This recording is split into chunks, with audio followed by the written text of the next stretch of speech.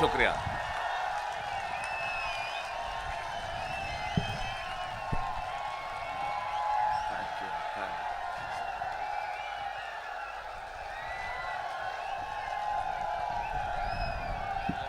मैं अभिभूत हूं।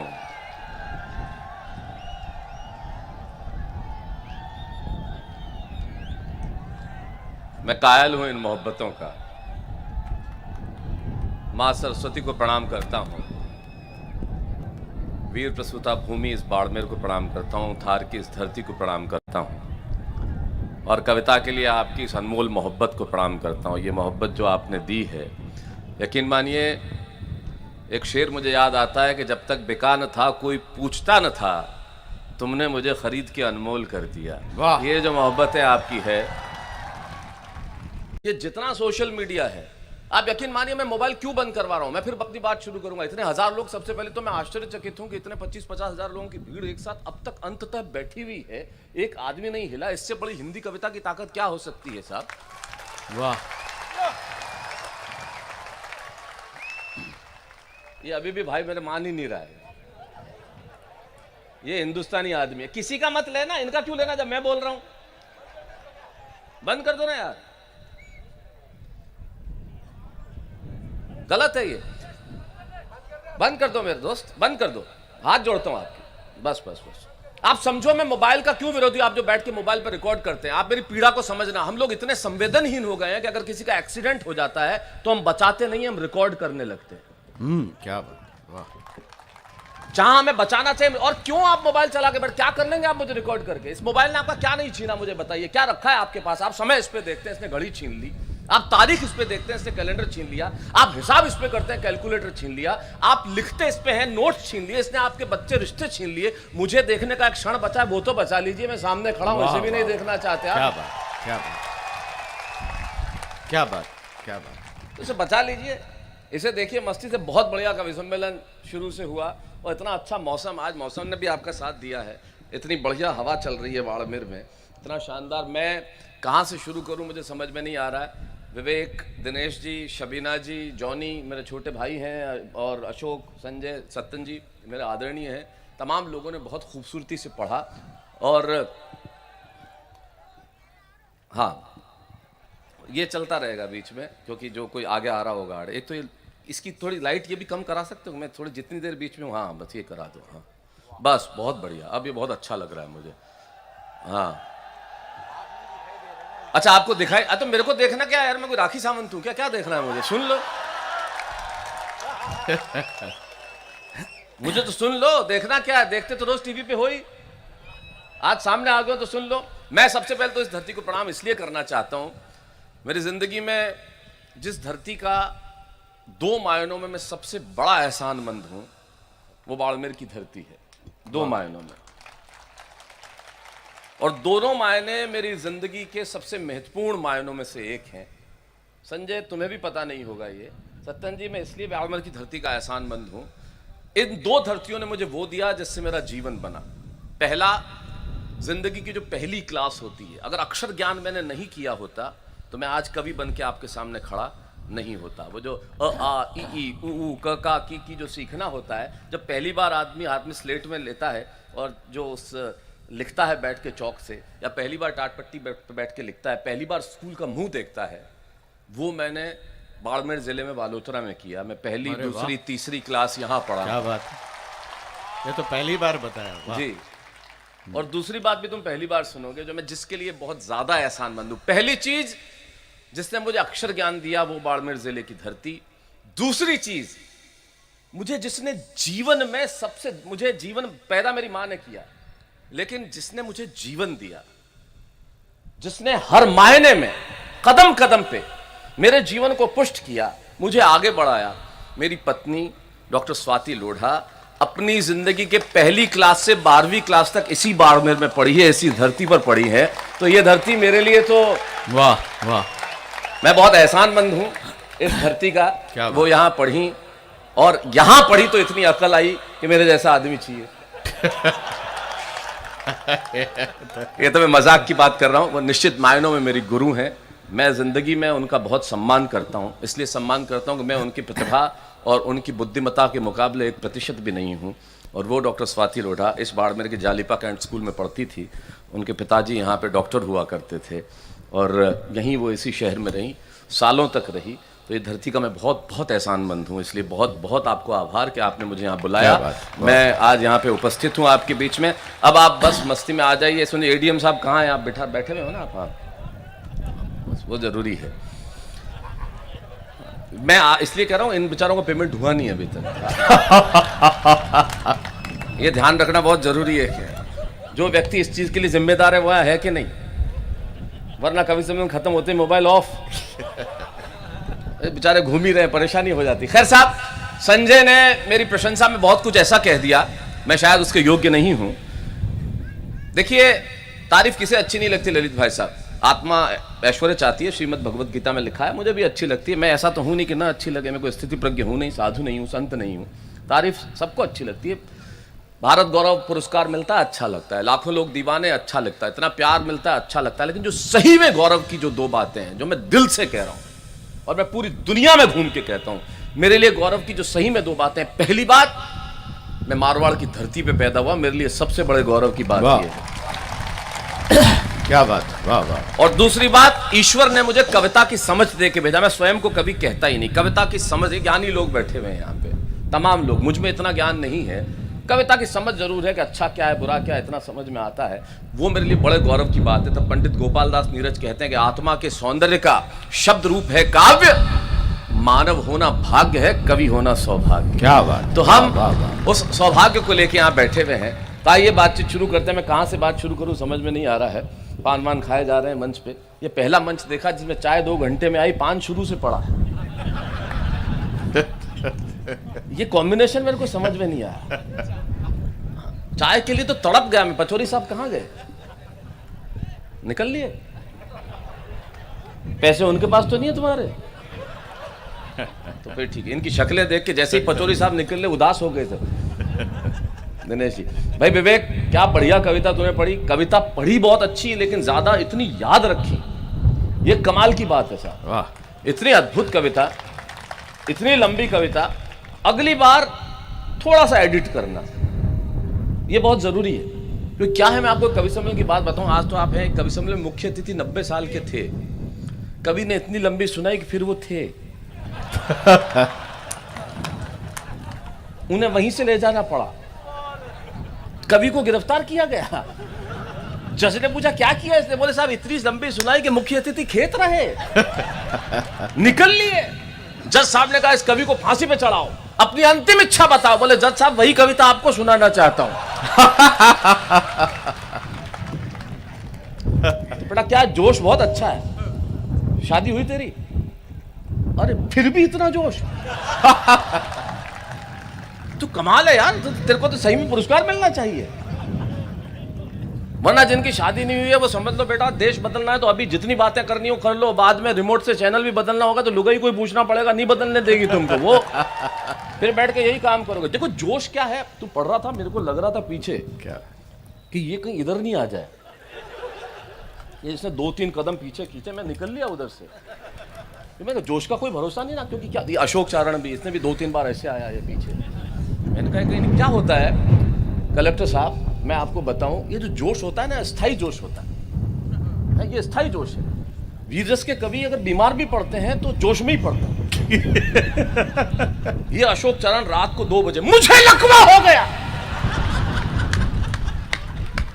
उसको बीमार भी कैसा पड़ा? सत्यन गुरु और बोल रहा है। हाँ, और बोल भी रहा है। हाँ, तो लकवा जुबान को थोड़ी हुआ यार, तू साइंस नहीं समझता। ये तुमने विज्ञान नहीं पढ़ा ना, इसीलिए प्रॉब्लम है तुम। विज्ञान नहीं पढ़ा इसलिए ऐसी बातें करते हो। आज आके झंडा फहरा देंगे ने, वो कर देंगे ने, ये कर देंगे ने। क्यों कर देंगे? क्यों कर देंगे? एक तो ये जो पाकिस्तान के खिलाफ इतनी बातें करते हैं ना, मुझे बहुत इलॉजिकल लगती है। हम वहां जाएंगे ने, ये कर देंगे ना, हमारे देश में मिला देंगे, डिनर वहां करेंगे ने, ये करेंगे ना, वो उनका उधार भी हम चुकावे। जैसे मरा पड़ा देश है वो। रात को चिल्लाया मुझे लकवा हो गया। बीवी ने लाइट खोली, बोले ध्यान से देख, पजामे के एक पायचे में दोनों टांग फंसा रखी है।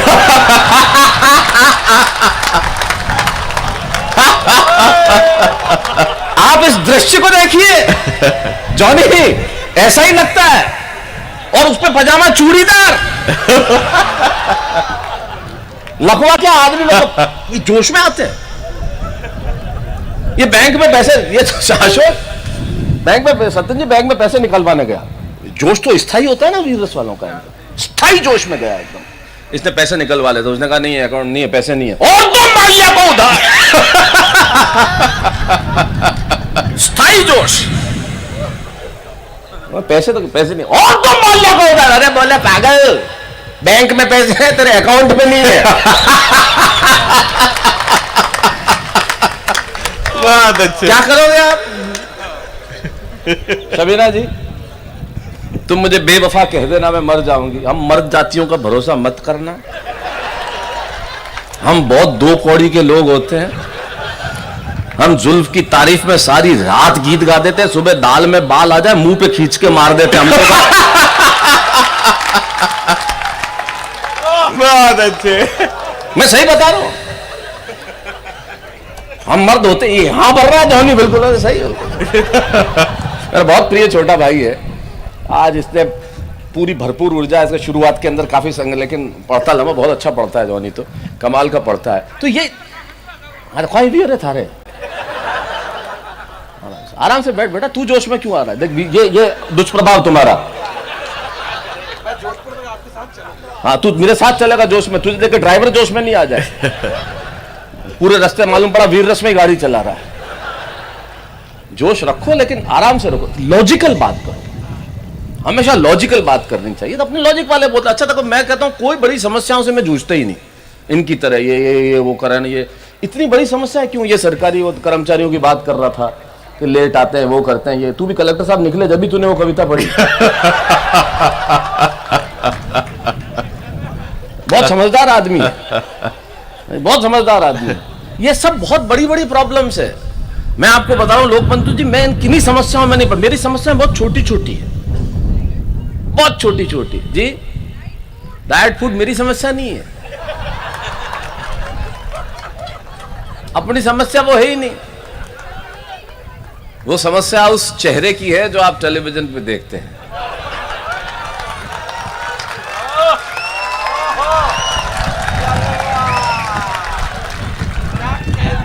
हाँ, आपकी निगाह में वो समस्या बड़ी है, वहां मेरा चेहरा है, यहां आत्मा खड़ी है। ये जो मंच है, ये मेरी आत्मा।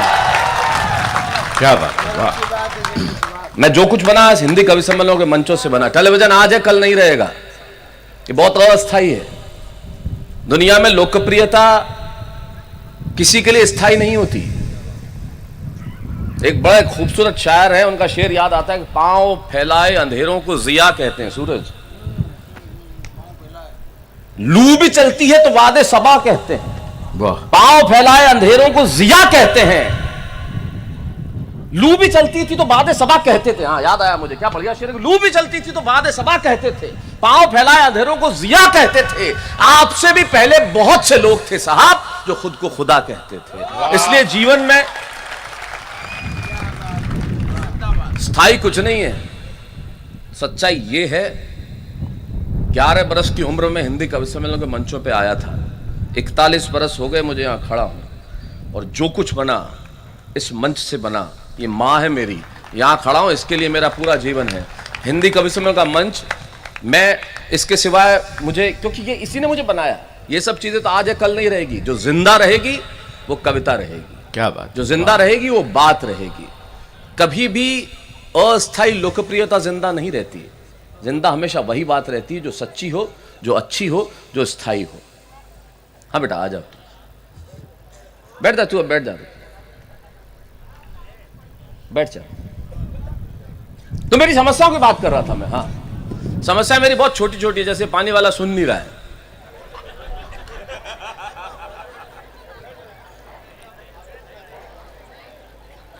अच्छा, अब जिनको पीना है वो भी शर्म के मारे नहीं ले रहे कि शैलेश जी ने देख लिया तो कुछ कह देंगे।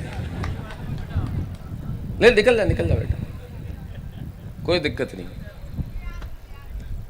पानी अगर लाओ तो सबके लिए लाओ। व्यवस्थाएं कभी भी 2 पंक्तियों के लिए नहीं होनी चाहिए।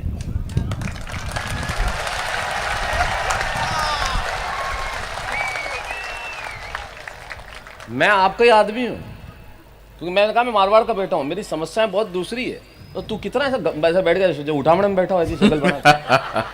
एक तो वो बातें इतनी अश्लील करता है। आज इतनी संस्कृत सुना रहा था, मैंने कहा पता नहीं क्या कहेगा। मैं एक बार चेन्नई एक प्रोग्राम में गया तो बाकी सब तो ठीक है, एक आए, मैं उस दिन संचालन कर रहा था, पहले करता था आज से 20 साल पहले, अब तो छोड़ क्या दिया, आप भूल ही गया मैं तो, अब कैसे होता है। जब करता था उस जमाने में सत्यन जी एक आए, बोले साहब एक कवि संस्कृत किया, तो मैंने कहा क्या करना है, तो बोले आपको उसका हिंदी में अनुवाद करके सुनाना है। मैंने कहा सामने वालों को संस्कृत आती है क्या? बोले नहीं आती। मैंने कहा फिर कर देंगे। फिर क्या दिक्कत है, जरूर कर देंगे। आया, उसने पहला वाक्य बोला स्त्री से चरित्र से पुरुष से भाग्यम। मैंने तुरंत अनुवाद किया, मैंने कहा स्त्री का चरित्र देख के पुरुष भाग गया। दूसरी पंक्ति बोली देवो न जानी कुतो मनुष्य। मैंने कहा जिसको देवता नहीं जान पाया उसको कुत्ता खाक जानेगा। अरे बोले ये कैसा अनुवाद हो रहा है? मैंने कहा अपने तो ऐसा ही हुआ भाई, अपन मारवाड़ में पढ़े, वहां हमको ऐसा ही पढ़ाते थे, तमसो माँ ज्योतिर्गमय, और मैं इसका अनुवाद करता था तमसो माँ ज्योतिर्गमय, तुम सो जाओ माँ, मैं ज्योति के पास जाके आ रहा हूं। बहुत अच्छे। तमसो माँ ज्योतिर्गमय, गमय गमय तो गमय, नहीं तो नहीं गमय। तो ये आनंद का काम है, ये अपनी समस्या है दिनेश भाई। आपकी फटी जेब से गिर गया दिन, हमारे तो फटी जेब से भी कुछ नहीं गिर सकता। मारवाड़ी आदमी की जेब से गिर जाए ऐसी जेब पैदा नहीं हुई दुनिया के अंदर। आप मेरे पिताजी से कभी नहीं मिले, उनकी जेब का कमाल मैं बताता हूं आपको। क्लास में मुझे टीचर, मेरे पिताजी बहुत पिताजी किस्म के पिताजी हैं। इतने, अरे मैं शबीना जी बता रहा हूँ, इतना ये जेब से मुझे याद आया, इतने जबरदस्त पिताजी हैं। सत्तन जी के क्लास में टीचर आए, मुझे गणित पढ़ा रहे थे, मैं खड़ा हो गया, अरे तू रख दे मेरे भाई मोबाइल जेब में यार, ना तो खुद देख रहा है, ना मजे ले रहा है, ना कुछ कर रहा है, बैठ जाना। आनंद से लेके बैठ गए। सारा देश ने एक तो काचा बादाम दुखी कर रखा है यहाँ पे।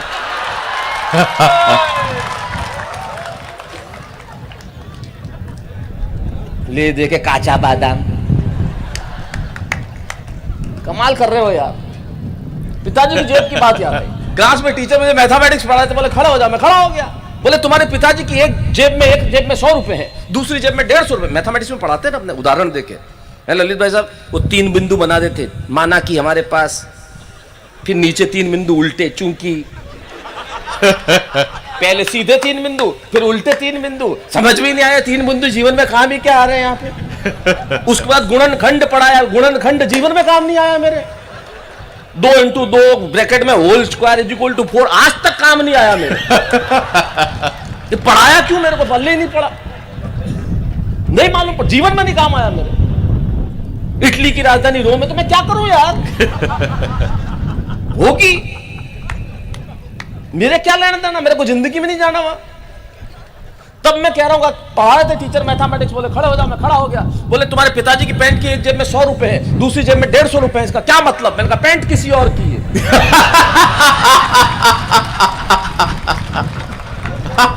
मैं जानता हूं मेरे बाप की पैंट में क्या हो सकता है। क्या हो सकता है भाई?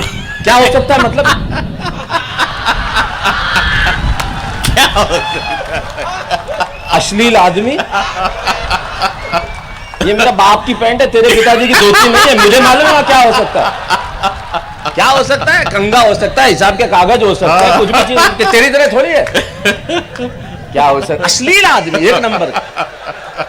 मेरे को बोला भाई साहब, मुझे मेरी पड़ोसन ने मुझे नहाते हुए देख लिया, तो मैंने कहा तू क्या चाहता है? बोले बदला। एक नंबर का अश्लील आदमी। मेरे पिताजी की पैंट की बात कर रहा है तू। तो बोले पिताजी की पैंट की एक जेब में 100 रुपए, दूसरी जेब में 150 रुपए, इसका क्या मतलब? मैंने कहा पैंट किसी और की है। बोले नहीं, गणित पढ़ा रहा हूं, पिताजी 100 इधर से दे दे, 150 इधर से दे दे, इसका क्या मतलब? मैंने कहा बाप किसी और की। अठन्नी नहीं दे, मेरे बाप है, अद्भुत बाप है। आप तो ललित जी तो बहुत अच्छे से जानते हैं, तो इनके पिताजी के दोस्त थे जयशंभू साहब, उनके दोस्त दोनों बहुत बचपन के खास मित्र रहे। ललित भाई साहब मेरे बड़े भाई की तरह हैं। इनका छोटा भाई विक्रांत गटकू, वो मेरा दोस्त रहा बचपन में। मैं सही बता रहा हूँ, उसके साथ में एक बार अमचूर कूट रहा था बालोतरा में। एक सच्ची घटना, आप ले घर है बारे। मेरे मामा जी 1 रुपया देके गए थे मेरे को, मैंने अमचूर खरीदी, मैंने और गटकू ने कूट रहे थे। ये बिल्कुल कवि सम्मेलन की घटना याद आ गई आपको देख के। पिताजी याद आए तो घटना याद आ गई। मैं तो उनसे पूछ नहीं पाया, आप जरूर पूछना कभी मिलो तो। मैं सीधा साधा अमचूर कूट रहा था, मैंने कहा शक्कर में मिला के खाऊंगा, कटोरी आती है ना वो, मैं और गटकू दोनों हम कूट रहे थे। मेरे पिताजी उधर से निकले, उन्होंने मुझे देखा, आवाज लगाई, मैं गया पीछे, घर का ताला लगा हुआ था, चाबी खुद ने दी, ताला खोल, ताला मैंने खोलते ही दिया एक। मेरे यहां से आज तक समझ में मेरे को नहीं आया, आपको मिले जरूर पूछना उनका दुख क्या अमचूर था, या जिस जगह बैठ के कूट रहा था वो था, या मेरे मामा जी ने 1 रुपए दिए मैंने उनको नहीं दिए इसलिए कूटा है। मतलब कूट देते थे कभी।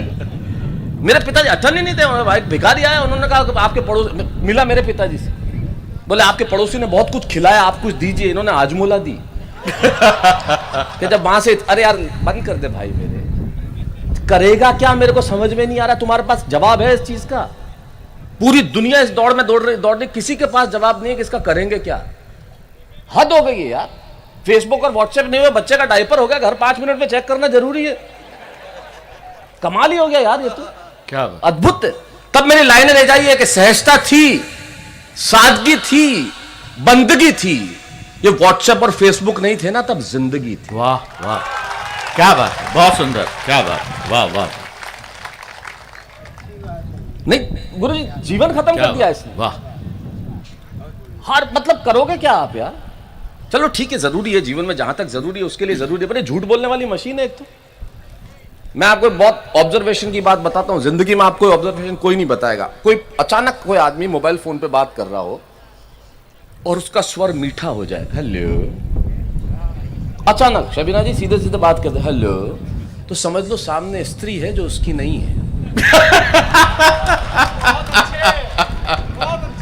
ये सच है, ये बिल्कुल सही है सत्यन जी।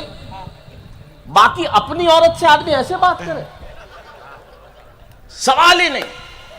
ये ऑब्जर्वेशन आपको जिंदगी में कोई नहीं बताएगा। अपनी औरत से जॉनी जब आदमी बात करता है तो पूरा वाक्य बोलता ही नहीं, एक ही शब्द बोलता है, वो भी 2-2 बार, हेलो हेलो,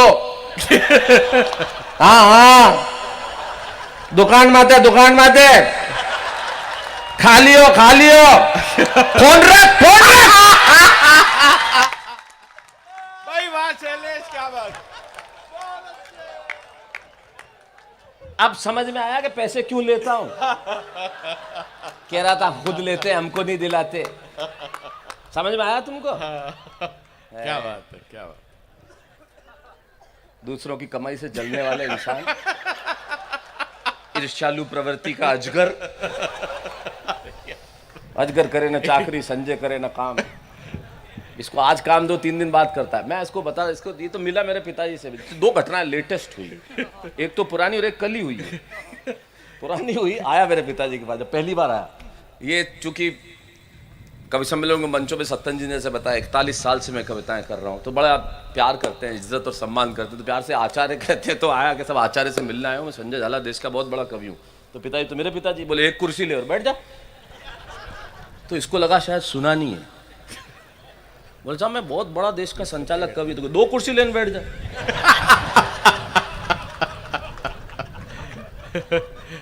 ऐसा क्या है? और कल लेटेस्ट जब ये बाड़मेर आने वाला था विष्णु जी, तो ये रुका मेरे पिताजी के पास। वो उनको अभी किडनी फेल हो गई है दोनों, तो तकलीफ में हर चौथे दिन डायलिसिस करना, लेकिन हाथ से खत्म नहीं हुआ है उनका। ये आया बैठा, ये भी उनको चूंकि पिताजी ही बोलता है, सारे प्यार से सारे वही करते हैं। पिताजी मैं आपको बताता हूँ, हुआ यूं कि एक जगह वाल्मीकि रामायण में लिखा और संस्कृत के 4-5 श्लोक जो है इसने टिका है, जो भी। मेरे पिताजी ने काफी देर तो सुना, हाथ से खत्म नहीं हुआ अभी भी। फिर बोले देख भाई संजय, मैं यूं भी बहुत तकलीफ में। सही बात। ये कल की घटना है। सही बात, ये कल की घटना है। तो जीवन में हाथ से बना देना चाहिए शबीना जी, और ये हाथ से हमारे मारवाड़ियों से ज्यादा कोई नहीं समझता। हमसे ज्यादा कौन समझेगा मुझे बताओ? हम तो अद्भुत लोग हैं, हमारे जैसा कोई दुनिया में हो ही नहीं सकता। मारवाड़ का आदमी दुनिया में, मैं जिंदगी में जहां जाता हूं छाती ठोक के, साहब आपने शैलेश हुड्डा को बना दिया और न जाने क्या जैसा ये कहते हैं, मैं तो अपने आप को वही सामान्य इंसान पाता हूं, इस जोधपुर का बेटा, इस मारवाड़ की धरती का बेटा। तब मैं ये कहता हूं, मैं जहां जाता हूं दुनिया में, जिस देश में जाता हूं, सीना तान के कहता हूं कि हाँ मैं मारवाड़ी हूं। मैं इसलिए कहता हूं कि एक आदमी को आप मारवाड़ से बाहर निकाल सकते हैं, आदमी के भीतर से मारवाड़ बाहर नहीं निकाल सकते। हमारे भीतर है, वाह, वो हमारे भीतर, वो जिंदा रहना चाहिए। क्योंकि हमारा कमाल है साहब। मैं जितने लोग यहाँ बैठे हैं, खासतौर पे जो महिलाएं यहाँ बैठी हुई हैं, मुझे बहुत अच्छा लगा। बाड़मेर में इस बड़ी संख्या में इतने लोग आए आज। कितने आपका लोक बंधु साहब कमाल कर दिया आज आपने, इतनी भीड़ यहाँ पे जो इकट्ठी की है, अद्भुत है ये कार्यक्रम। मैं बहुत बढ़िया, मुझे लग रहा था, मैं आने के पहले थोड़ा सा जरूर आई वाज स्केप्टिकल, मुझे लग रहा था कि पता नहीं क्या कार्यक्रम, लेकिन रात के मेरे ख्याल से 1 बज रहा होगा अभी। हाँ, इस वक्त 1:30 बजे 1:30 बज रहा, 1:30 बजे एक आदमी उठ के नहीं गया और इस मोहब्बत से आप सुन रहे हैं, मतलब मैं आपको सलाम कर रहा हूँ साहब। क्या अद्भुत बात है, इतने लोग, ये कमाल है आप लोगों का, यकीन मानिए। तो हमारी जो जितनी, हाँ कई भी हो, हाँ आपके मित्र है, नहीं अगली बार बोले तो त्र बोल दे, तर नहीं बोल दे, मित्र है। ये उच्चारण का बहुत बड़ा प्रॉब्लम है। आपके मित्र है, हमारे मित्र है, पीछे मेरा चित्र है, मैंने लगाया इत्र है, तू बैठा कित्र है, पाँव में तेरे चित्र है ना, ठीक है। तो यही कमाल है अशोक, अपने पास है क्या, यही कमाल है। तू टांगो क्या कर रहा है, नीचे बैठ आराम से, सोफा मिलते ही ऐसे हो गया बस। छोटा भाई है, बहुत प्यार करता है। जितने लोग यहाँ बैठे, मैं आपको एक चीज़ कहना चाहता हूँ, इस चीज़ को आप मेरा आंदोलन समझ लीजिए, मैं हर जगह कहता हूँ। देखिए आजकल ये जो दौर चला है ना, अंग्रेजी इंग्लिश है ना, अंग्रेजी नहीं आया तो मतलब समझते में कुछ आता ही नहीं, मतलब अंग्रेजी आना इतना जरूरी नहीं है। आप समझिए, आप मैं क्या करूँ, इस देश की भाषाएं बहुत श्रेष्ठ हैं सब, तमाम भाषाएं उठा ली। कहना चाहता हूँ, समझिए दुनिया में इतनी श्रेष्ठ, हिंदुस्तान की कोई भाषा हो, आप महाराष्ट्र में रहते, मराठी, इतना अच्छा साहित्य रचा गया, बांग्ला, तमिल, तेलुगु, कन्नड़, सब भाषाएं सिखाइए। भाषाएं सीखना ये योग्यता की बात है, काबिलियत है, सीखा जाना चाहिए। जो मैं कह रहा हूँ, जो आजकल की माँ है ना, अपने बच्चों को ओनली इंग्लिश ओनली इंग्लिश, अरे बेचारे को आपने आतंक मचा रखा है बच्चे को। Only English, no only 2 biscuit बेटा, 1 इज हैंड में, 1 इज हैंड में, भाषा कही हैंड में, 1 इज हैंड में, 1 इज हैंड में, ओनली इंग्लिश। आप समझिए, आप हर भाषा सिखाइए। जो मैं कहना चाह रहा हूं, मैं संस्कृति बचाने के अभियान में आपके साथ एक बात कहना चाहता हूं, जिस बात से जुड़िए और कहिए। आप दुनिया की हर भाषा सिखाइए। हिंदी हमारी अपनी भाषा है, बोलते हैं, बड़ी श्रेष्ठतम भाषा है। अंग्रेजी वो वैसे ही बोल लेंगे स्कूलों में, वो बोलेंगे ही, उनको बोलना पड़ेगा स्कूलों के अंदर, वो सीख जाएंगे। अंतर्राष्ट्रीय भाषा है, तरक्की के लिए आने, उन्हें दुनिया की हर भाषा सिखाइए, लेकिन मारवाड़ी भूलने मत दीजिए। जो मैं कहना चाह रहा हूँ, क्या बात, क्या बात, वाह। क्योंकि भाषा समाप्त होती है तो संस्कृति समाप्त हो जाती है। भाषा को समाप्त मत होने दीजिए। वाह। आप मेरी इस पीड़ा को समझना, जो मैं अगली बात कर रहा हूं, मुझे नहीं मालूम आपको कितना समझ में आएगा। गांव में कोई एक बुजुर्ग का देहावसान होता है तो एक व्यक्ति कम नहीं होता, एक धोती कम हो जाती है। वाह। फिर कोई दूसरा धोती पहनने वाला नहीं बचता, एक भाषा बोलने वाला नहीं बचता। क्या बात, वाह वाह। तो संस्कृति समाप्त हो जाती है। और हमारी भाषा का सौंदर्य तो अपना है, हम तो कहने की भी जरूरत नहीं, बगैर कहे कुछ कह देते हैं। गुरुजी बगैर कहे कुछ कह देते हैं। शबीना जी, आप प्रेम के गीत, दिनेश प्रेम के गीत पढ़ रहे थे, तो मौसम में बारूदी और वो दिया सलाई है। मारवाड़ी आदमी पहली बात तो प्रेम करे तो लिखे क्यों? करे, ये करने की चीज है, लिखने की चीज थोड़ी है। इसका कोई डॉक्यूमेंटेशन थोड़ी होता है, करे। और हम तो प्रेम का गीत ऐसे पढ़ते हैं, दिनेश भाई सुनना, बगैर कुछ कहे पूरा श्रृंगार का प्रेम का गीत खत्म। हमारे प्रेम का आप निवेदन देखो, किसी को बहुत खूबसूरत दिखे अशोक, तो हम पूरा गीत करते ही नहीं, बिना कुछ बोले।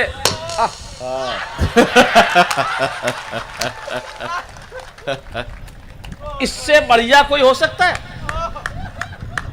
कुछ कहने की आवश्यकता ही नहीं है। ये हमारी भाषा का सौंदर्य, अद्भुत भाषा है हमारी भाषा का सौंदर्य मैं आपको बताता हूं। सुनना संजय, मजा आ जाएगा। अशोक, दिनेश भाई सुनना, हमारी भाषा का सौंदर्य। हमारे एक तो क्या, आजकल किसी का पेट बाहर निकला हुआ ना था, उसको कह दो तेरा पेट बाहर निकला हुआ है। मारवाड़ का सौंदर्य मैं आपको बताता हूँ। आप किसी महानगर वाले व्यक्ति को कहो कि भाई साहब आपका पेट बाहर आ गया, नहीं कहा, तुरंत अंदर खींच लेगा, इतना कॉन्शियस होता है। नहीं सवाल ही नहीं बिल्कुल नहीं, फर्स्ट क्लास। कोई और मध्यम वर्ग नगर का, उसको को तेरा पेट बाहर आ गया, यार थोड़ा आजकल खाने में ज्यादा हो गया, थोड़ा कम करूंगा, हो जाएगा, ठीक हो जाएगा। हाँ, मारवाड़ी को बोलो तेरा पेट बाहर गया, थारे बाप रो खाए हो गई।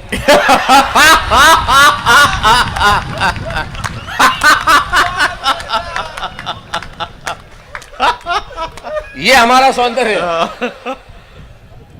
तारके लेने पेट मारो है। हाँ, सही बात है। मारवाड़ में सबसे कोई किसी का यहाँ पे दोस्त होता ही नहीं, दोस्त नहीं होता। वो हमारा चेलो है।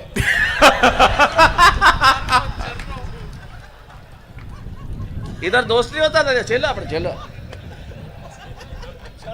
छर्रा में, इधर चेला ही है, पट्टो हो जाता हूं ज्यादा आर भाई। और यहां खुद की गलती से कभी किसी का एक्सीडेंट नहीं होता, खुद की गलती कभी होती नहीं, किसी का एक्सीडेंट हो जाए ओ माई नान घुस गयो।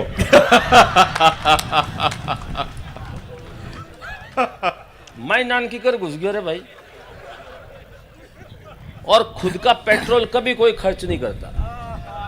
सवाल है, मोटरसाइकिल दे तो उत्तर लाई जाना हो। अब वो लाई क्या उत्तर दे। वाह बहुत अच्छा। लेकिन मजा इस बात का है, मोटरसाइकिल मांगने का मजा नहीं है, वापस आके क्या कहेगा ये देखा, गाड़ी कहां मांगे।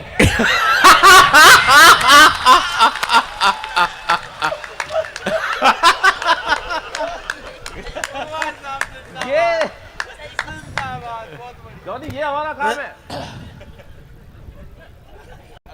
ये जॉनी आया मेरे पास, मैंने कहा पूरी दुनिया में तूने माँ का दूध सुना होगा, तू मारवाड़ा, तुझे बाप का दूध दिखाता हूँ।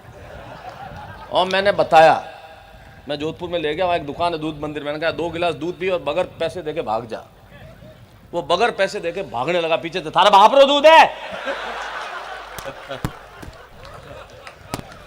ये हमारी भाषा का सौंदर्य है। क्या बात।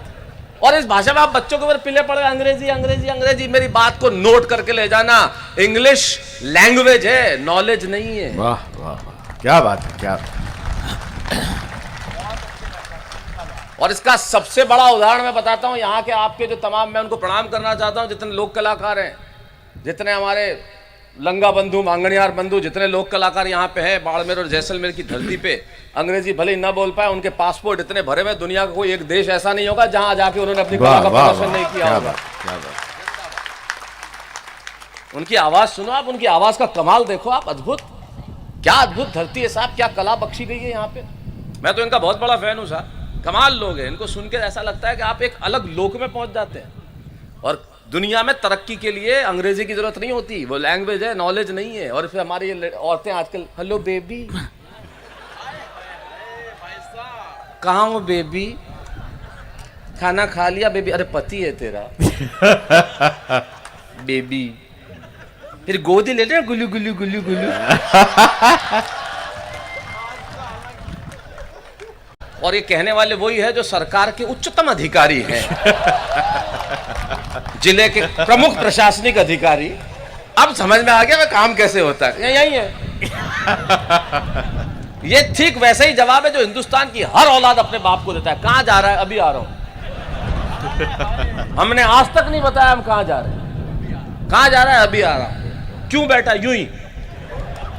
कब आएगा, थोड़ी देर में। अब थोड़ी देर कुछ नहीं पता, ये हमारे जवाब है।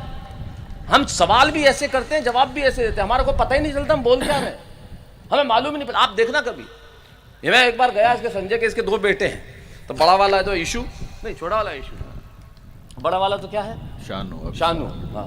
ये तो इसके घर की घटना मैं आपको बताऊं, सच्ची घटना, आप सुनना। थोड़े दिन पहले, ये सच्ची घटना है, मतलब ये पत्नियों पे बहुत बोल रहा था कि पत्नी की आवाज़ चुप हो जाए, ना ये हो जाए, ना पूड़ी खा लिया, शर्म कर थोड़ी, पत्नियों की इज्जत किया करो। मेरी टिप्पणी समझ में आ जाएगी तो आपको मजा आएगा, इसलिए इज्जत करा करो कि वो औरत जो एक साड़ी खरीदने के लिए पूरी दुकान बिखेर देती है, तुम्हें पसंद किया है उसने।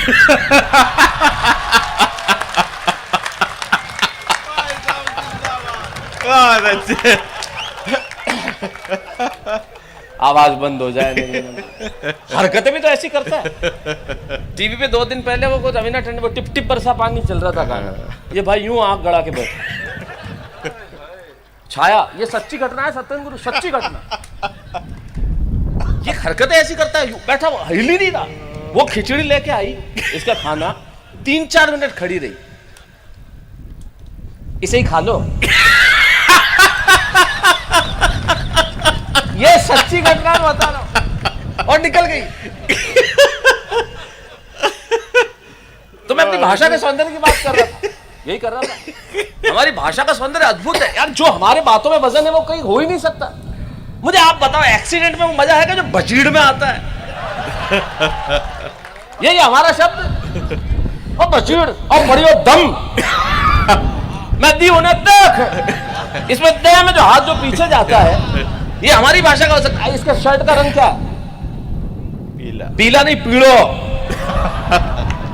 मेरे पैंट का रंग क्या है? नीला। कालो। ये होता है पीड़ो पट, कालो पट, लाल झक और खारो जेर। ये देखो, जब तक ये सौंदर्य बोध नहीं हो, भाषा का कैसे मजा है? ये भाषा का सौंदर्य बोध है। ये तो अद्भुत है, कमाल है हमारी भाषा का। हमारे यहाँ तो आदमी भिखारी भी ऐसी बात करता है। जोधपुर में इनकम टैक्स डिपार्टमेंट के बाहर एक भिखारी खड़ा हुआ था। तो कमिश्नर, आपकी तो वाइफ IRS है, वो समझती है टैक्स का काम कैसे होता है। तो एक कमिश्नर अंदर बैठा हुआ था, उसने भिखारी देख कर कह दिया, उसको कहा भिखारी खड़ा हुआ है टैक्स डिपार्टमेंट का, चला जा, तेरा यह काम नहीं है। बोले रिटर्न भी नहीं भरूं। बात मजे की आगे है। और बोले भिखारी होकर रिटर्न भरता है? बोले नहीं, रिटर्न भरियो जी को भिखारी बन गयो। बहुत अच्छा। ये हमारी स्थिति है।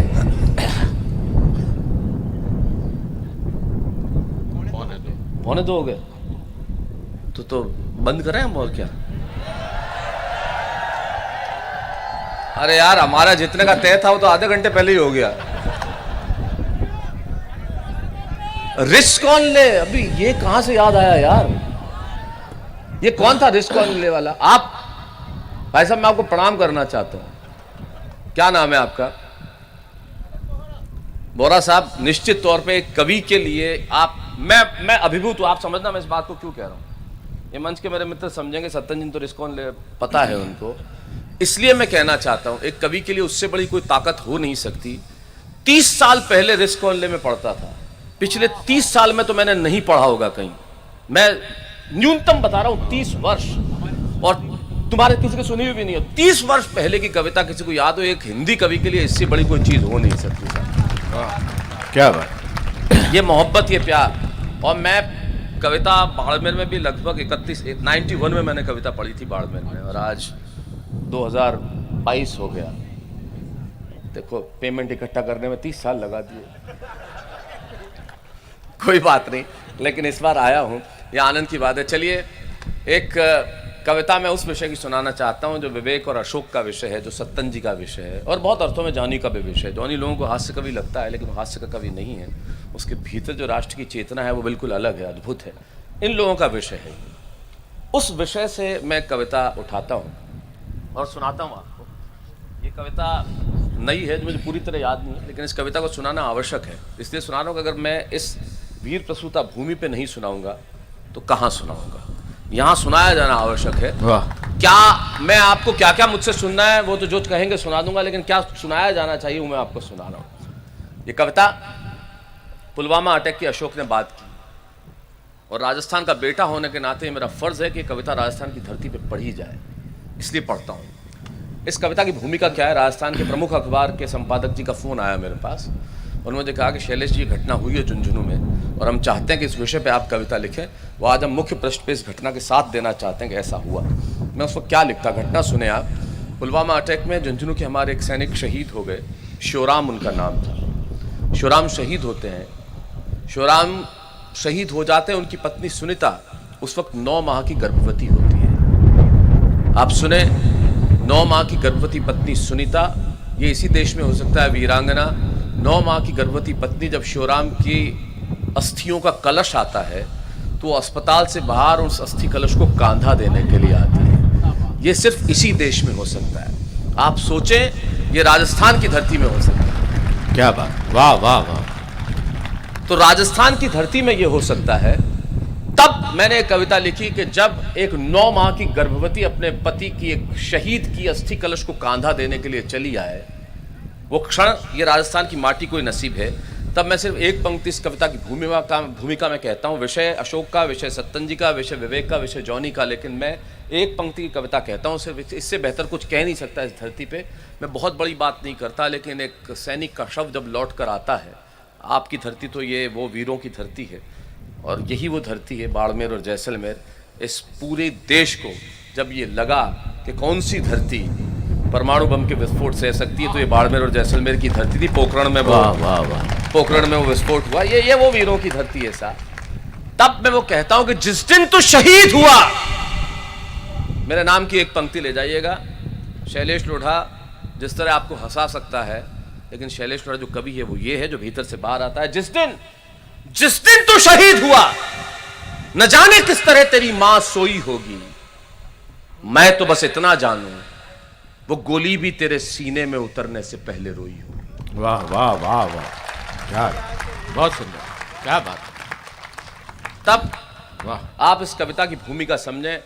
शिवराम शहीद हो जाते हैं, सुनीता उनकी पत्नी अस्थि कलश को कांधा देने आती है। तब मैंने कहां से बात शुरू की है सत्यन जी, आप सुनना। इस विषय पे मैं नया क्या लिख सकता था, तब मैं जो नया लिखता हूं वो कहना कि एक किलकारी बोली नियति से। किलकारी, जब बच्चा पैदा होता है तो किलकारी का स्वर होता है, लेकिन वो बच्चा जो पैदा हुआ ही नहीं। बात कहां से हो रही है कि एक किलकारी बोली नियति से कि मत भीगने दो नयन को। एक किलकारी बोली नियति से कि आंसू मत बहाओ, मत भीगने दो नयन को, वेदना और करुणा का भाव मत लाओ, कहना चाहता हूं वतन को। एक किलकारी बोली नियति से कि आंसू मत बहाओ, न भीगने दो नयन को, वेदना और करुणा का भाव मत लाओ, कहना चाहता हूं वतन को। मैंने अब तक आंखें नहीं खोली है, मां पिता के संबोधन की भाषा नहीं बोली है, मैंने अब तक किलकारी बोली है। किलकारी बोली नियति से कि आंसू मत बहाओ, न भीगने दो नयन को, वेदना और करुणा का भाव मत लाओ, कहना चाहता हूं वतन को। मैंने अब तक आंखें नहीं खोली है, मां और पिता के संबोधन की भाषा नहीं बोली है। लहू का रंग क्या होता है ये मैंने जाना नहीं है। लहू का रंग क्या होता है ये जिसने दुनिया देखी ही नहीं, लहू का रंग क्या होता है ये मैंने जाना नहीं है। लेकिन व्यथित हूं मैं, ये मैंने माना नहीं है। लेकिन व्यथित हूं मैं, ये मैंने माना नहीं है। अरे मुझसे ज्यादा गौरवशाली कौन है दिखाओ तो, मुझसे ज्यादा भाग्यशाली कौन है बताओ तो। मैं हूं उस पिता की संतान जिसने पीठ नहीं दिखाई है। वाह वाह वाह वाह वाह, क्या बात है, क्या बात है, वाह वाह, बहुत सुंदर, बहुत सुंदर। मैं हूं उस पिता की संतान क्या बात, जिसने पीठ नहीं दिखाई है, जिसने शत्रु पर गोलियां बरसाई है, जिसके मन में शत्रु संघार के अंगारे दहकते रहे, जिसके नेत्र में, जिसके मन में मैं हूं उस पिता की संतान जिसने पीठ नहीं दिखाई है, जिसने शत्रु पर गोलियां बरसाई है, जो सीना तान के राष्ट्र के लिए खड़ा रहा, जो तिरंगे की आन हेतु अड़ा रहा, जिसके नेत्र ज्वाला से धधकते रहे, मन में शत्रु संघार के अंगारे दहकते रहे, जिसने कसम खाई हिंदुस्तान की और जान न बख्शी आतंकी कामरान की। वो अमृतत्व की वेदी है, न कि उनकी चिता है। गर्व है मुझे कि शहीद मेरे पिता है। वाह वाह वाह वाह, क्या बात है, बहुत अद्भुत है, वाह। गर्व है मुझे कि शहीद मेरे पिता है। और मां तुम तो सीमा पर नहीं गई, मां तुम तो सीमा पर नहीं गई, पर तुम कितनी महान हो गई। तुम न रही, पूरा हिंदुस्तान हो गई। अरे भीग गई जब वतन की करोड़ों पलकें, ए वीरता की प्रतिमूर्ति तुम्हारे आंसू न छलके। वीरता विश्वास की गाथा आज चेतना में समाई, जब पिता का अस्थि कलश उठाने तुम स्वयं चले आई। अरे जिस देश पर मिटने को मेरे पिता की जवानी खड़ी हो, जहां पे मेरी मां की तरह शक्ति की कहानी बड़ी हो, तब ये न समझना कि मैं किसी शोक में हूं। गर्व है मां कि मैं तुम्हारी कोख में हूं। वाह वाह वाह वाह, क्या बात है, बहुत सुंदर, वाह वाह वाह वाह। तब ये न समझना कि मैं किसी शोक में हूं। गर्व है मां कि मैं तुम्हारी कोख में हूं। तुम्हारी गर्व है कि मुझे तुम्हारी हिम्मतों का खून मुझ में है, पिता का देशभक्ति का जुनून मुझ में है, राष्ट्रभक्ति का जुनून मुझ में है, मां का साहस, पिता का बलिदान मुझ में है, ये पूरा हिंदुस्तान मुझ में है। हाँ हाँ, सुनीता और शिवराम मुझ में है। क्या बात, सुनीता क्या बात। और शिवराम मुझ में है। सुनीता, ये कविता मैंने इसलिए सुनाई कि सुनाई जानी चाहिए। ये कविता आवश्यक कविता है, अगर इस धरती पे नहीं होगी तो कहां होगी। बहुत आवश्यक। लेकिन कविताएं सिर्फ तालियां बजाने का विषय नहीं है, कविता जीवन में उतारने का विषय है। जितने बुजुर्ग यहाँ बैठ के हंस रहे हैं, मैं इससे बेहतर कुछ उनके लिए कह नहीं सकता। मुझे बहुत खुशी होती है जब आपको हंसते हुए, आपके चेहरों पे मुस्कुराहट बांटते हुए देखता हूं, तो मेरी पंक्ति याद आती है कि छत नहीं रहती, दहलीज नहीं रहती, दीवारों दर नहीं रहता, घर में बुजुर्ग ना हो तो घर घर नहीं रहता। इसलिए ये जो लोग हैं, बहुत सुंदर, वाह वाह, इनका सम्मान कीजिए और आप मस्त रहिए, बहुत आराम से रहिए। बिल्कुल आप तो, क्योंकि इतने हजारों लोग एक साथ सुन रहे हैं, मैं इनकी तरह तो हूं नहीं कि बार बार कहूंगा ताली बजाओ ताली बजाओ, नहीं, सवाल ही नहीं, इनकी आदत खराब है। नहीं नहीं, सवाल ही नहीं, मस्त रहो आप तो। आपको क्योंकि देखिए क्या है, जब अपने आप इतनी, क्योंकि इसकी आदत खराब है। संजय झाला की शादी हुई, पहली रात को बीवी के कमरे में गया, घूंघट उठाया और प्रेम की 3-4 कविताएं सुनाई। वो थोड़ा शर्मा ही, बोले शर्मा मत, ताली बजा। आदत खराब है। इसकी आदत एक जमाने की बताता हूं मैं आपको। इसकी आदत ऐसी थी, प्राण जाए पर मोजा न जाए। कई कई दिन तक मोजा इसका त्वचा बन गया था, उतारता ही नहीं था। सत्तन जी 2 किलोमीटर दूर से पता चलता था कि संजय आ रहा है। मोजा ही मोजा। यही अपना मजा है, यही आनंद है, शब्द का खेल यही है। मोजे आ रहा था, कहीं से भी आ जाए तो देख रहा है, बोले यार आज भाई साहब याद है शैलेश भाई, यार आज मेरे को भूख, आपने तो हॉस्टल में रहता था तब ये, तो यार आज अब हॉस्टल में खाना नहीं बनाया, कहीं खाना खाने आप इंतजाम करो। मैंने कहा देख भाई शाम को शादी में जा रहा हूँ, वहाँ मेरे साथ चला चलना, पर शर्त ये कि मुझे बदल के आएगा। तो बोले मेरे पास पैसे नहीं। मैंने कहा दिलाऊंगा मैंने नए मोजे दिलवाए साहब। ये शादी में टाइम पे पहुंच गया, मैं भी पहुंचा, मैंने प्लेट उठाई, वही मोजे। मैंने कहा तेरे को सुबह नए दिलवाए थे ना? हाँ ये रे नए पहने हुए। तो मैंने कहा ये बदबू कहां से आ रही है? वो बोले वो ये रे।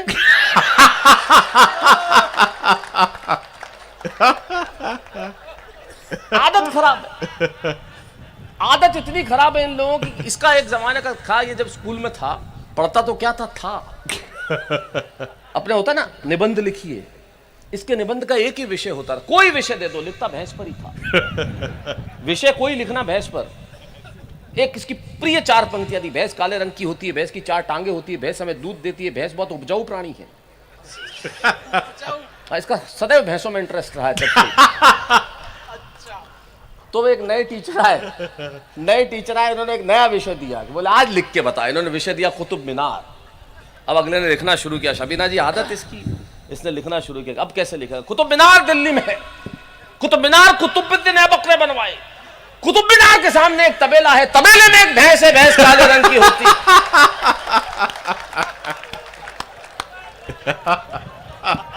आदत खराब है। इस आदत का क्या करेगा चांद, और क्या करेगी चांदनी? कुछ नहीं कर सकती, कोई कुछ कर ही नहीं सकता। आदतें होती है ना ऐसी। जैसे मैं बताता, मेरे पिताजी की आदत ही नहीं कि पैसे खर्च करें। रात को उन्होंने एक डॉक्टर का फोन किया, आप सुनना जॉनी, डॉक्टर को फोन किया कि साहब आपको किसी को दिखाना है तो क्या लेते हो? बोले घर पे आता हूं तो रात को 2 बजे। हाँ रात को 2 बजे फोन करके पूछ रहे हैं कि कोई बीमार हो जाए तो क्या लेते हो? बोले क्लिनिक पे मिलता हूं तो 50 रुपए, और घर पे आता हूं तो 500 रुपए। बोले पहुंचो क्लिनिक पे, आ रहा हूं। रेट तो तुमने बताई है ना। रात को 3 बजे उन्होंने किया है, मैं सच्ची घटना बता रहा हूं। रात को 3 बजे डॉक्टर के घर गए, 3 बजे है, कहीं से आ रहे थे, साहब कोई घर पे बीमार है, चलो देखो देखना, क्या फीस है आपकी? उस वक्त डॉक्टर की 300 रुपये थी। 300 रुपये फीस है, चलो साहब। डॉक्टर ने गाड़ी निकाली, बिठाया, बोले कहाँ चलना है? मेरे पिताजी बैठ गए पास में, घर आया, घर रोका, बोले कहाँ है मरीज? बोले कोई मरीज नहीं है, टैक्सी वाला 600 मांग रहा था।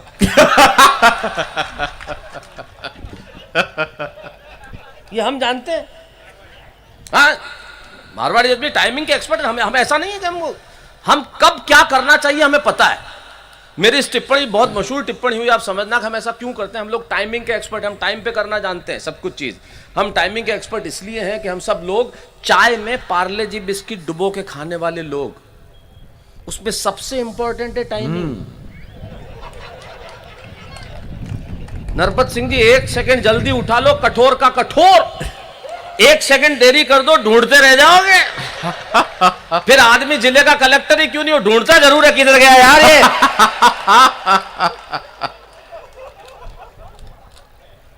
ये अद्भुत बात है, और यही जीवन में होना चाहिए, इसी की मस्ती है सर।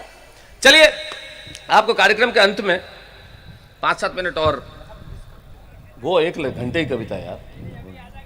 अच्छा मतलब आप घड़ी मार के नहीं को नहीं जी? खिचड़ी, अरे साहब ये कौन सी है? ये कौन सी, मैं भी सोच रहा हूं। हो सकता है अभी खिचड़ी तो बनानी है, जल्दी बन जाएगी। मैं समझ गया कौन सी बातें कर रहे हैं। मैं देखो सुनाता हूँ साहब, देखो जो मन में आया वो सुना देता हूँ। हाँ आप बोरा साहब, और रिस्क कौन ले मुझे याद भी नहीं, मैं खुद ही भूल गया साहब। इतने वर्षों में बहुत सारी चीज़ें भूल गया, लेकिन आपकी मोहब्बतें इतनी है साहब, आप जिस तरह से कविताएं याद रखते हैं और इतने सालों बाद याद रखते हैं। मैं स्कूल के मैदान में आया था शायद, तब वो होता था स्कूल का, हाई स्कूल। हाँ वो होता था डॉक्टर माहेश्वरी के मकान के पीछे वो जो रहते थे, मुझे याद है अभी भी। किसके साथ? संतोष आनंद जी के साथ आए थे। जी हाँ, वो मतलब होंगे, हम सारे ही लोग होंगे। वो हमारे बड़े मन संचालन मैंने किया था जी, तब मैं करता था। अब बहुत पैसे लेता हूँ उसके। ठीक है, अब इन्हीं को शौक रह गया है। नहीं इसकी ये तो तेरी शक्ल देखता हूँ मैं घूम के, और मुझे ऐसा लगता है कि मतलब तू क्या आदमी क्या है यार, मतलब तो चीज ही अलग टाइप की है तू यार। बहुत बहुत अद्भुत व्यक्तित्व है ये। इसको देखते ही मुझे मतलब ख्याल। हाँ बेटा, हाँ पूछो। आज यहाँ पर कुछ छोटे-छोटे बच्चे भी हैं। हाँ उनको ये नहीं मालूम होगा कि कवि का मतलब क्या होता है। अच्छा। बड़े लोग हैं, उन सबको मालूम है कि कवि सम्मेलन में आए हैं। यार आपसे बातें किए जा रहे हो, अब उनको बताएं। गा भी रहे हो, डायलॉग्स भी गा रहे हो। लेकिन बच्चों को तेरे पापा कहाँ बैठे पहले तो ये बता। किधर खड़ा कर, कहाँ बैठो पिताजी इनके?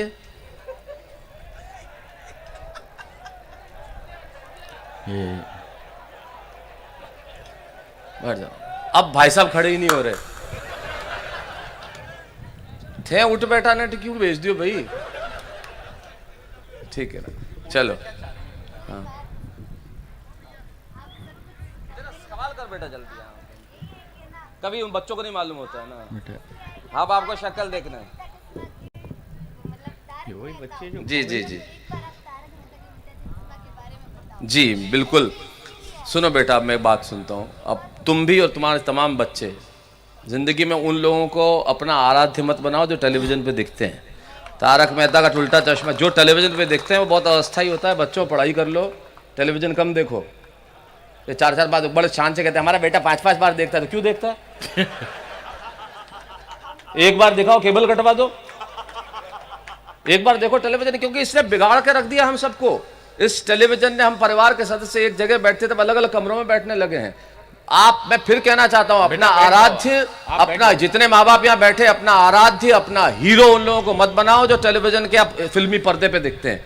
इन्हें कहानी सुनानी है तो भगत सिंह की सुनाओ, इन्हें कहानी सुनानी है तो सुखदेव और राजगुरु की सुनाओ, इन्हें कहानी सुनानी है तो विवेकानंद की सुनाओ। वाह वाह वाह।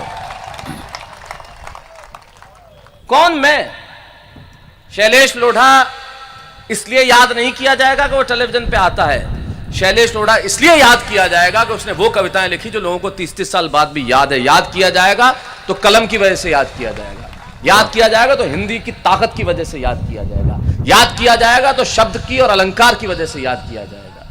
अस्थायी चीजें दुनिया में आती है चली जाती है, इसे याद रखना मेरी इस बात को। मैं जो कुछ हूं हिंदी कविता की वजह से, और इसलिए हूं क्योंकि मंच सच बोलता है और इस मंच को सच बोला जाना चाहिए। और मुझे बड़ी खुशी है कि बच्चे किसी भी लिए आए हो इस कार्यक्रम में आए, और आप जब घर लौटेंगे तो उनके पास एक नया ज्ञान होगा, कविता क्या होती है। अगली बार कविता सुनने जरूर आए। वाह, वाह। इस तरह से हम कविता के बीज बोके जा रहे हैं। वाह। ये हिंदी कविता के लिए और मुशायरों के लिए बहुत बड़ी चीज है, और ये मंच सच बोलता है। जिस दिन इस मंच ने सच बोलना बंद कर दिया तो कोई सच नहीं बोलेगा। और हमारे देश में सच बोलना इसलिए ज्यादा जरूरी है साहब, कमाल का देश है ये अद्भुत देश है। इस देश में अमेरिका के किसी एयरपोर्ट पे आप यकीन मानिए, हमारे बड़े स्टार हैं शाहरुख खान साहब, उनको रोक दिया गया था तो इस देश के मंत्रियों ने बयान पे बयान दर्ज करने शुरू कर दिए कि उन्हें रोक दिया गया। और वो कलाम साहब जिन्होंने जुल्फ के एक झटके से परमाणु बम का निर्माण कर दिया, उन्हें इसी दिल्ली एयरपोर्ट पे रोका गया। तब हमारे देश के नेताओं के कानों पे जू नहीं रहेंगी। तब कहना चाहता हूं कि सच बोला जाना चाहिए। वाह, क्या बात। वाह। कमाल का देश है साहब। यहां हीरोइन के बच्चों के लिए फोटोग्राफर पीछे घूमते रहते हैं। ये यहां गया, ये वहां गया, इसने हाथ हिलाया, इसने वो किया। वो बच्चा जिसे ये भी पता नहीं है कि क्या हो रहा है, उसकी क्या गलती है? उसकी तो कोई गलती नहीं है। जहां हीरोइन की शादी इतनी इंपॉर्टेंट होती है कि 5-5 घंटे मीडिया खड़ा रहता है, लेकिन वो तुकाराम जिसने बंदूक की नाल पकड़ के कसाब को जिंदा पकड़ लिया, जब उसके परिवार का हाल न पूछा जाए तब सच बोलने की आवश्यकता है। वाह, क्या बात। और ये सच बोला जाना चाहिए। क्यों ना बोला जाएगा इस देश में?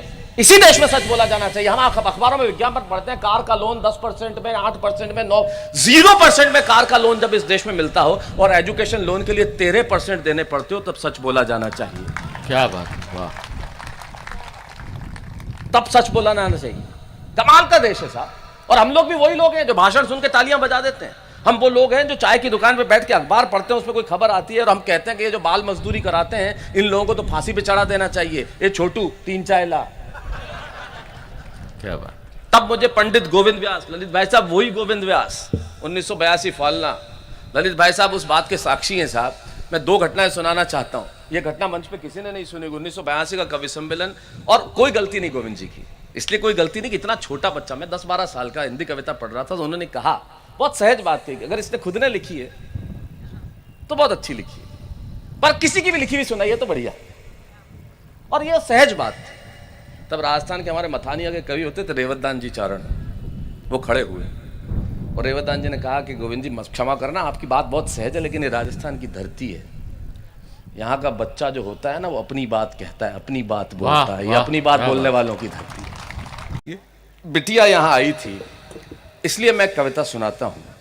एक कविता मैं इस बेटी के नाम करता हूँ, और यहाँ जितनी बेटियाँ बैठी हैं उनके नाम कविता करके जाना चाहता हूँ। ये कविता बरसों बाद मैं सुना रहा हूँ और मुझे लगता है कि ये सुनाई जानी चाहिए। ये कविता मैंने अपनी बेटी के लिए लिखी थी, और मैं आज इस बेटी का नाम क्या उसने नाम बताया नहीं था, नाम बताया था, जो जितनी बेटियाँ हैं, भाविशा, बहुत बढ़िया भाविशा, बैठो बेटा, मैं इसके नाम करता हूँ, जितनी माएँ यहाँ बैठी हैं उनके नाम करता हूँ, जितने पिता यहाँ बैठे हैं उनके नाम करता हूँ। इस धरती पे मैं इससे बेहतर कुछ सुना नहीं सकता, सुनाने जा रहा हूँ। हम अपनों के साथ जितने, ये बेटियों के लिए नहीं है, पुत्रों के लिए, पुत्रियों के, सबके लिए है। ये कविता मैंने अपनी बेटी के लिए लिखी थी, मुझे कभी नहीं मालूम था कि इसे मंच पे सुनाऊंगा, बहुत व्यक्तिगत कविता थी ये, मैंने अपने लिए लिखा था इसे। लेकिन एक बार एक टेलीविजन पे एक शो आता था, कॉमेडी का महामुकाबला, जिसमें रवीना टंडन जी, अरशद वारसी जी, श्रेयस तलपड़े, शेखर सुमन, मैं, राजू श्रीवास्तव, सुनील ग्रोवर, हम सब तमाम लोग हुआ करते थे। और एक खास परिस्थिति ऐसी थी, स्टार प्लस पे वो शो आता था, मैंने कहा आज मेरे पास हंसाने के लिए कुछ नहीं है, मेरे पास इस कविता में आंसू में सुना रहा हूँ, लेकिन ये टेलीकास्ट तो होगी नहीं, क्योंकि ये कविता आंसू से भरी कविता है। लेकिन वो कविता मैंने सुनाई और वो टेलीकास्ट भी हुई, और वो सबसे ज़्यादा वायरल होने वाला जब वीडियो बन गया, तब मुझे लगा कि कविता मेरी नहीं है, लोगों की कविता है।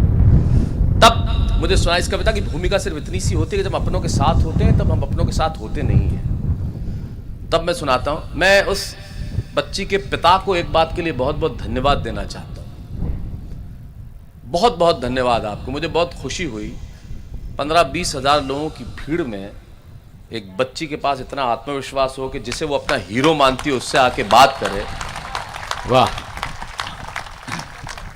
मैं उसके प्यार और स्नेह को नमन करता हूँ, मुझे अपना हीरो मानती है, आके तारक मेहता के लिए कुछ तो बताओ, कुछ तो बताओ, ये उसकी मोहब्बत है। लेकिन उस माँ बाप को प्रणाम जिन्होंने उसे इतना आत्मविश्वास दिया है कि वो भीड़ में आके भी बात कर सके। अपनी बच्चियों को इतना आत्मविश्वास दीजिए कि वो भीड़ के सामने खड़ी होकर बात कर सके। वाह, जब लोग कहते हैं ना, मेरी इस टिप्पणी को शबीना जी समझना, जब लोग नारे लगाते हैं ना, किसी का विरोध करते हैं, नेताओं के घर चूड़ियां लेके जाते हैं कि चूड़ियां पहन लो फिर तो, तब मैं कहना चाहता हूं बंद करो ये, क्योंकि चूड़ियां औरत के श्रृंगार का विषय है, कमजोरी की निशानी नहीं है। तब डॉक्टर उर्मिलेश का मुझे एक दोहा याद आता है। उर्मिलेश शंकर कहते हैं कि तितली, हिरनी, मोरनी, कोयल, बत्तख, मीन, सृष्टि पिता की बेटियां कितनी शोख हसीन। क्या बात। तब मैं कविता सुनाता हूं। दिनेश भाई आपकी वजह से रंग में, दिनेश मेरे बड़े पुराने मित्र हैं, बहुत पुराने, हिंदी कवि सम्मेलन में हमारी बहुत सारी यात्राएं रही है, और तुम तो जो हो वही हो।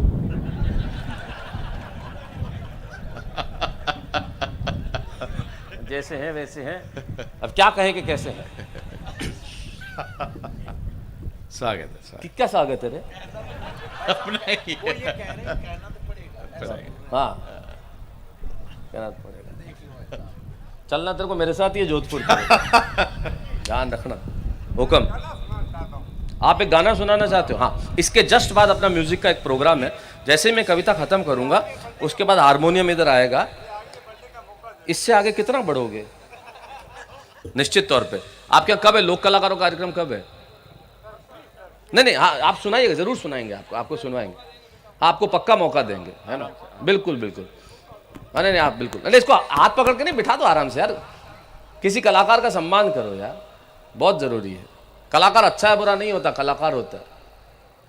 और कोई व्यक्ति उसके कपड़ों से, उसकी आर्थिक स्थिति से हमें कभी नहीं आंकना चाहिए। उसकी इच्छा है कि उसे सुनाना है, सुनाने दो, जहां मिल जाए मौका। आपके यहाँ कोई कलाकार जब भी मौका हो आप सुनाने दीजिए ना। इससे आप किसी व्यक्ति को खुशी के अलावा और दे क्या सकते हैं साहब? इससे ज्यादा तो कुछ नहीं दे सकते, खुशी दीजिए। जब आपके यहाँ लोक कलाकारों का कार्यक्रम हो तो जरूर सुनवाइएगा, उसमें क्या दिक्कत है। भले ही देखो अच्छा बुरा तो हर आदमी को लगता है कि मैं गा सकता हूँ, इस देश के अंदर हर आदमी को लगता है कि मैं गा सकता हूँ। सुर की समझ किसी बहुत सब्जेक्टिव चीज़ है। सब्जी अच्छी बुनी है बुरी बुनी है, किसी करेला आपको खराब लगता है, मुझे पीना पड़ता है, इसमें क्या हुआ। तो ये तो सब्जेक्टिव चीज़ है, किसी को क्या अच्छा लगता है, किसी को क्या अच्छा लगता है। ये देश तो ऐसा है साहब जो सचिन तेंदुलकर और कोहली के लिए भी आलोचना कर सकता है, तो हम क्या करें साहब, किसी को कुछ अच्छा लगे नहीं लगे वो नहीं। मैं हमारा एक दोस्त आलोचना करने का, देखो और कोहली देखो कोहली इतना पैसा है तो पैसा वाला एक रन वास्ते भागे कई काम रो। अब आप तरीका देखो लोगों का, तो कुछ भी कह सकते हैं। तब मैं कविता ये सुनाता हूँ। भाविशा यहाँ आई, ये मुझे बड़ा अच्छा लगा था, मैंने अपनी बेटी के नाम ये कविता लिखी थी। इस कविता का विषय समझना ललित भाई साहब, हुआ यूँ एक ज़माना ऐसा था, एक डेली टेलीविज़न शो करने वालों के पास सब कुछ होता है, वक्त नहीं होता। मैं यहाँ से भी निकलूंगा, सुबह पहुँचूंगा, बॉम्बे जाऊँगा, कल शाम को 6 बजे से परसों सुबह 6 बजे तक लगातार शूट करूँगा बिना सोए, क्योंकि हमारे लिए आपके पास पहुँचना ज़रूरी है। हमारे पास कोई चारा तो है नहीं, 8:30 बजे हमें आना ही है, तो हम क्या कर सकते हैं। आपको हमने वादा कर रखा है इसलिए आते ही हैं। सब कुछ होता है, वक्त नहीं होता। मैं उस ज़माने में, अब तो वो विदेश में रहती है मेरी बेटिया, मैं उस ज़माने में, सर्वजीत तू खड़ा क्यों है, बैठ जा यार, आजा सामने आजा, अरे एक सोफा खाली है, आजा इधर आजा, अरे तू आ भाई, तू जोरू का भाई है मेरा, सारी खुदाई एक तरफ। अच्छा ये आके खड़ा भी इसलिए रहा होगा कि मैं देख के इसको बिठा दूं, बैठ जा।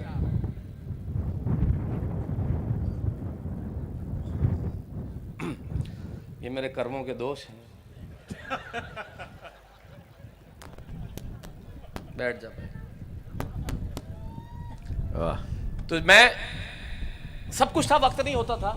तो अब वो बहुत साल पहले की बात है, तब लिखी थी। मैं उदयपुर राजस्थान में एक कार्यक्रम करने के लिए आया, और जब कार्यक्रम कर रहा था उसका फ़ोन आया मेरे पास, और अंग्रेजी स्कूलों में पढ़ती थी तो बब्बू, वो मुझे बब्बू बोलती है, क्योंकि मेरे पिताजी ने मेरा नाम बबलू रखा हुआ है, तो उनके मुँह से उन्होंने पहली बार बबलू सुना, तो वही बब्बू, आप तो जानते भी हैं बबलू, तो वही बब्बू। तो बब्बू वेयर आर यू, आप कहाँ हैं? मैंने कहा मैं उदयपुर में हूँ। तो बोले उदयपुर तो राजस्थान में है। मैंने कहा हाँ। आप जोधपुर आ रहे हो मुझसे मिलने? मैंने कहा नहीं बेटा नहीं आ पाऊंगा, मैं कमिटेड हूँ, मुझे जाना बहुत ज़रूरी है, मैं लौट रहा हूँ। अब अगला सवाल जो उसने मुझसे किया, मैं हिल गया। मुझसे पूछती है शबीना जी, अंग्रेजी में उसने what do you charge per day. मैंने कहा क्या क्या बोल रही है तू? बोले आप एक दिन कहीं कार्यक्रम में जाने का कितना पैसा लेते हैं? मैंने कहा तुम क्यों पूछ रही हो ये बात? कि नहीं अगले हफ्ते मेरा स्कूल के अंदर एनुअल फंक्शन है, और मैं उसमें पहले एक नाटक में परफॉर्म कर रही हूँ, तो आप देखने आओ तो क्या मैं प्रिंसिपल को बोलूँ कि आपको चीफ गेस्ट की तरह बुलाए? तो आप कितने पैसे लेते हैं मैं उन्हें बताऊँ? यकीन मानिए मैं उस दिन दुनिया का सबसे गरीब आदमी हो गया। क्या बात, वाह। मेरे पास इस सवाल का जवाब नहीं था, और इस सवाल का जवाब नहीं था, तब मुझे लगा कि मुझे कुछ लिखना चाहिए। तब मैंने ये कविता उसके लिए लिखी थी, फिर सारी दुनिया की कविता हो गई। ये कविता मैं आप तमाम उन लोगों के नाम करता हूँ जो यहाँ पे उपस्थित हैं, जितनी माएँ यहाँ बैठी है, जितनी बेटियाँ यहाँ बैठी हैं, जितने भाई यहाँ बैठे हैं, जितने पिता यहाँ बैठे हैं, सबके लिए। और इससे अच्छा वातावरण मुझे मिल नहीं सकता। ये ऐतिहासिक क्षण है लोक बंधु जी, मैं आपको बता रहा हूँ। हम लोग वर्षों से कवि सम्मेलन कर रहे हैं, लेकिन ये ऐतिहासिक क्षण है। रात को 2 बजे सुई गिरे तो आवाज़ हो, और उसमें हिंदी कविता का ऐसा उच्चार हो। यकीन मानिए बाड़मेर वालों, आपने ऐसा दिल जीता है और ये कमाल किया है। आपको सलाम है, अद्भुत सलाम है। कि क्या लिखूं? वो परियों का रूप होती है। सुने शबीना जी, मंच पे एक बेटी बैठी है और एक माँ भी बैठी है, दोनों को कहता हूँ क्या लिखूं? वो परियों का रूप होती है या कड़कती ठंड में सुहानी धूप होती है? आपकी भावुकता में देख रहा हूँ शबीना जी, आपकी आंखों के जो आपका गीलापन कविता शुरू होने के पहले ही आ गया। यही हिंदी कविता की, यही कविता की और ये शायरी की ताकत है। तब मैं कहता हूँ ये आंसू मेरी जीत है। तब मैं कहता हूँ क्या लिखूं?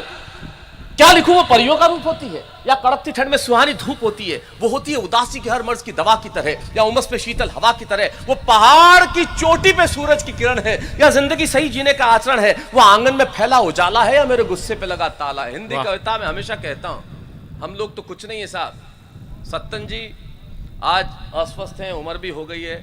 मैं एक बात इनके दावे और पूरे ऑथेंटिफिकेशन के साथ कहता हूं, हिंदी कवि सम्मेलन के मंचों पे जितने कवि आते हैं उनको हमेशा कहता हूं कविता पढ़ी कैसे जाती है, अगर ये सीखना हो तो श्री बालकवि बैरागी और सत्यनारायण सत्तन, इन दो से सीखना चाहिए कविता पढ़ी कैसे जाती है।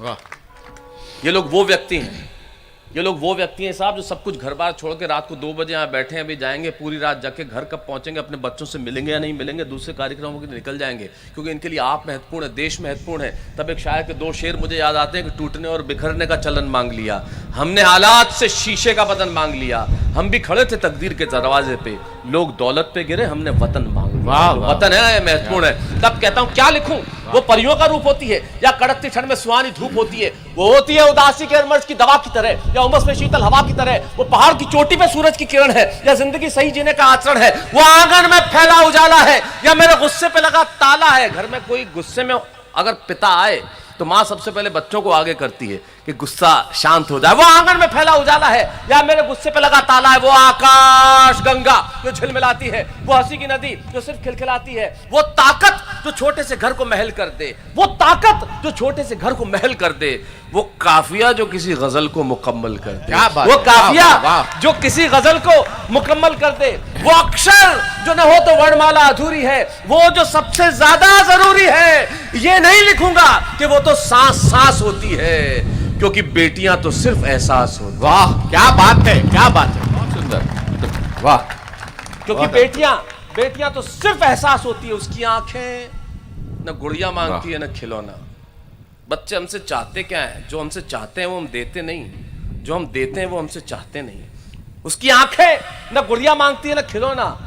घर कब आओगे, बस एक छोटा सा सवाल सलोना। जब आप निकलती होंगी पूछती होगी घर कब आओगे, घर कब आओगे, बच्चा चाहे कुछ भी, घर कब। आप बचपन के दिन याद कीजिए, आप ट्रेन में जाते थे अपने पिता के साथ और मान लो पिताजी पानी लेने के लिए स्टेशन पे उतरे हैं और अचानक ट्रेन चल पड़ी और आपने देखा नहीं, तो आप रो रो के आसमान सर पे उठा लेते थे कि पिता गए कहाँ। एक ही सवाल, उसकी आंखें न गुड़िया मांगती है न खिलौना। घर कब आओगे, बस एक छोटा सा सवाल सलोना। जल्दी आऊंगा, हम यही कहते हैं, जल्दी आऊंगा, जल्दी आऊंगा। अपनी मजबूरी को छुपाते हुए मैं देता हूं जवाब, तारीख बताओ, टाइम बताओ, वो उंगलियों पे करने लगती है हिसाब। हम यही कहते हैं ना, जल्दी आऊंगा, जल्दी आऊंगा। अपनी मजबूरी को छिपाते हुए मैं देता हूं जवाब, तारीख बताओ, टाइम बताओ, वो उंगलियों पे नहीं करने लगती है हिसाब। और जब मैं नहीं दे पाता ना सही सही जवाब, वो अपनी आंखों पर रख लेती है किताब। यकीन मानिए रिश्ता क्या है, दुनिया में जो सबसे अच्छा कह सकता हूं, जो सबसे अच्छा आप सुन सकते हैं, वो इस मंच से कह रहा हूं। आखिर रिश्ता है क्या, इस रिश्ते को कोई परिभाषा नहीं दी जा सकती। अगर आपको लगे कि रिश्ते की परिभाषा आपके बेटे ने ठीक दी हो तो मुझे बताना जरूर। वो जो सबसे अच्छा कहने जा रहा हूँ, गुरुजी के रिश्ता है क्या, सत्तन गुरु तब कहता हूँ रिश्ता है कि आसमान में उड़ती, तारीख बताओ, टाइम बताओ, उंगलियों पे करने लगती है हिसाब। और जब नहीं दे पाता सही से जवाब, वो चेहरे पे रख लेती है किताब। अपने आंसुओं को छुपाने के लिए वो चेहरे पे रख लेती है किताब। ये रिश्ता है क्या, एक आसमान में उड़ता हुआ विमान, बहुत ऊंचा विमान, 35,000 फीट की ऊंचाई पे उड़ता हुआ विमान, विमान में सवार बहुत सारे लोग, इतने सारे लोग, कोई डॉक्टर, कोई इंजीनियर, कोई टीचर, कोई प्रोफेसर, सारे के सारे लोग। विमान में सबसे आगे बैठी हुई एक लड़की, लड़की के हाथ में एक छोटा सा खिलौना, खिलौने से खेलती हुई लड़की। सब लोग वहां बैठे हुए। अचानक विमान हुआ खराब, इतना हुआ खराब कि गिरने लगा विमान, गिरने लगा विमान। लोगों को लगा कि हम मर जाएंगे, धरती से टकरा जाएंगे, मृत्यु आंखों के आगे तांडव करने लगी। और इस विमान में सारे लोग बैठ के भूल रहे कि मैं एक डॉक्टर हूं, मैं एक इंजीनियर हूं, मैं प्रोफेसर हूं। जब मौत सामने होती है तो आदमी को पद नहीं दिखता, जब मौत सामने होती है तो आदमी को प्रभाव नहीं दिखता, जब मौत सामने होती है आदमी को पैसा नहीं दिखता, जब मौत सामने होती है आदमी को अधिकार नहीं दिखता, जब मौत सामने होती है तो आंसू नजर आते हैं। रोने लगे सब लोग कि हम मर जाएंगे।